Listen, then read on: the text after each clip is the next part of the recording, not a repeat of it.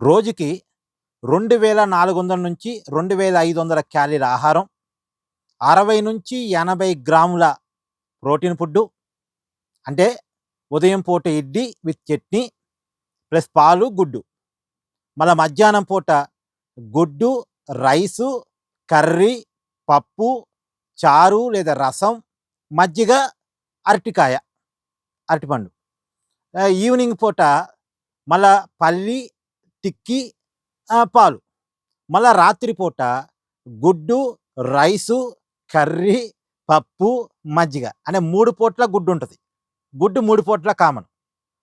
తర్వాత మధ్యాహ్నం rice, curry, పప్పు, చారు లేదా రసం, మజ్జిగ.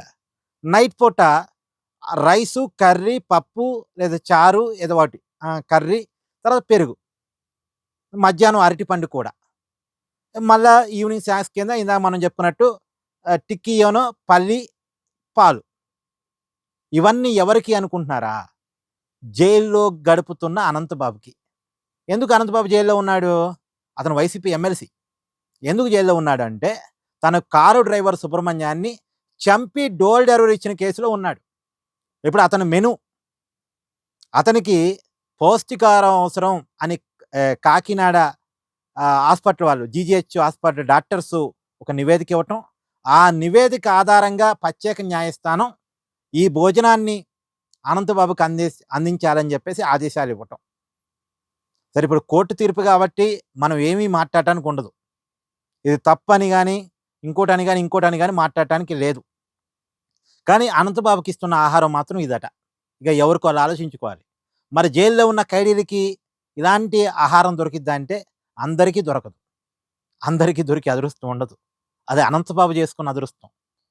ఆయనకేదో అనారోగ్య సమస్యలు ఉన్నాయంట, అతనికి ఆహారం ఇవ్వాల్సిందేనంట.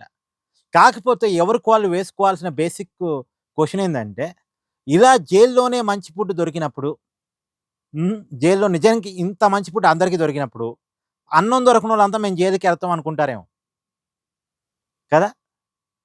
లేదు, ఇంకొక మాట కూడా ఉంది. ఇక నేరం చేసిన వాడికి ఇంత మంచి ఫుడ్ పెడితే ఇక నేరాల పట్ల ఏముంది, నేరం చేసిన జైల్లో కూర్చుంటే మంచి ఫుడ్ పెడతారు కదా, బయటకంటే మంచి ఫుడ్డే వస్తుంది అనేది ఏమైనా వస్తుందేమో. బట్ దీని మీద మీ అభిప్రాయాన్ని కామెంట్ చేసే ప్రయత్నం చేయండి.